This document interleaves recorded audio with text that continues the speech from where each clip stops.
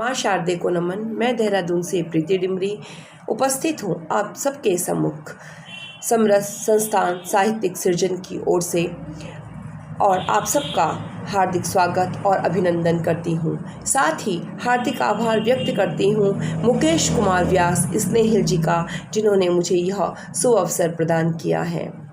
आज आपके सम्मुख मैं अपनी कुछ स्वरचित कविताएं लेकर उपस्थित हुई हूँ।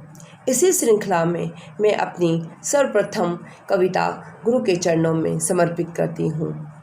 भोर होते ही सर्वप्रथम दर्श आपके करती हूँ, नाम स्मरण से आपके दिन फिर शुरू करती हूँ। आपकी कृपा यूं बरसती है नित अनुभव करती हूँ, सोचती जो दिल में अवश्य प्राप्त करती हूँ। शब्द एक एक सत्य मेरा प्रतिपल नमन करती हूँ, जीवन समर्पित आपको हृदय से संकल्प करती हूँ। अब इसी श्रृंखला को आगे बढ़ाते हुए अभी हम लोगों ने हिंदी पखवाड़ा मनाया, और उसी हिंदी पखवाड़े के तहत मैंने रामधारी सिंह दिनकर, जो कि हमारे राष्ट्र कवि थे, उनके लिए अपनी कुछ पंक्तियाँ समर्पित की हैं। प्रसिद्ध कवियों में नाम था, राष्ट्रभक्ति से ओतप्रोत मन था, पाई राष्ट्र कवि की उपाधि, कविताओं में ऐसा ओज था। 23 सितंबर 1908 को सिमरिया में लिया जन्म, जन्मभूमि को दिया तार था, छायावादी प्रसिद्ध कवि वो, श्रृंगार रस से प्रेरित काव्य था। देहात में बीता बचपन, पीड़ा ने मन को मथ दिया था, कुरुक्षेत्र रश्मि रथी उर्वशी रचकर काव्य को दिया मुकाम था। वीरस का काव्य रचकर राष्ट्रीय चेतना को सृजन किया था, साहित्य अकादमी और पद्म भूषण से सम्मानित वो ज्ञानपीठ को भी दिया मान था। राज्यसभा के सदस्य बनकर गौरव सदन का बढ़ाया था, वीर रस से पूरित काव्य ने उनको राष्ट्र कवि फिर बनाया था। 24 अप्रैल 1974 को ये सितारा धरा से ओझल हो गया था। अब इसी श्रृंखला को आगे बढ़ाते हुए मेरी एक कविता नारियों को समर्पित। आज हम समाज में जो स्थिति देख रहे हैं और जिस तरह से समाज में नित्य प्रति बलात्कार की घटनाएं घट रही हैं, छेड़खानी की घटनाएं घट रही हैं, नारी शोषण की घटनाएं घट रही हैं, उन पर ही आधारित मेरी ये कविता।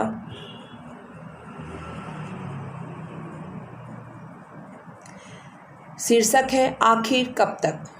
आखिर कब तक निर्भया लुटती रहेगी, कब तक ये समाज यूं ही खामोश रहेगा। बात करते हैं हम चांद फतह की, बात करते हैं हम चांद फतह की, कलुषित विचारों का कब अंत होगा। क्यों इन निर्जलों को शर्म नहीं आती, क्यों किसी नारी में बहन बेटी नज़र नहीं आती। कलयुग का अंत निकट है शायद, इसलिए पाप अपने चरम पर है। नारी का ये अपमान नित अब नहीं प्रकृति को मंजूर है। आपदा केदारनाथ की देखी तब भी न संभला तू कैसा इंसान है। बस एक क्षण और तेरा विनाश होने को है, अब न धरती सहेगी न अंबर सहेगा। नारी का ये अपमान ब्रह्मांड लेकर रहेगा।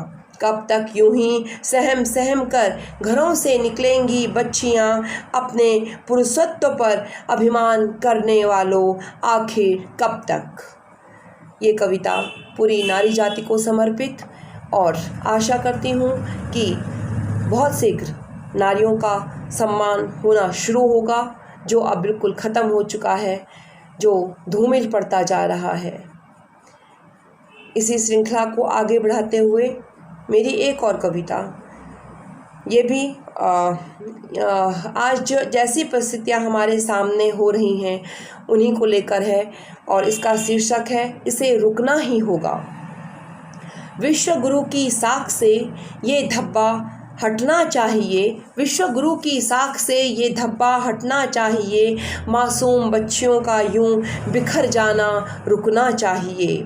इसे रुकना ही होगा, इसे रुकना ही होगा, कुछ ऐसी व्यवस्था को देना होगा, आदमी की मानसिकता को बदलना ही होगा, आदमी की मानसिकता को बदलना ही होगा, सत शिक्षा सत दर्शन को जीवन में लाना होगा, सत शिक्षा सत दर्शन को जीवन में लाना होगा, जीवन में सत्य प्रेम न्याय पुण्य को अपनाना होगा, व्यक्ति में सत्य स्वरूप, परिवार में प्रेम संबंध, समाज में न्याय विधान, सृष्टि में पुण्य प्रकृति, यही धर्म है और इसे अपनाना होगा।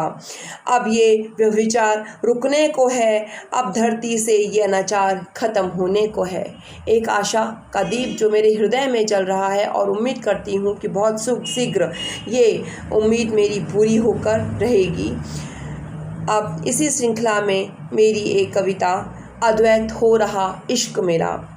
तुझ में समाई हूँ मैं रही न अब मैं, गुन रही हूँ जब से प्रेम तेरा, पुष्पित हो रहा मन मेरा।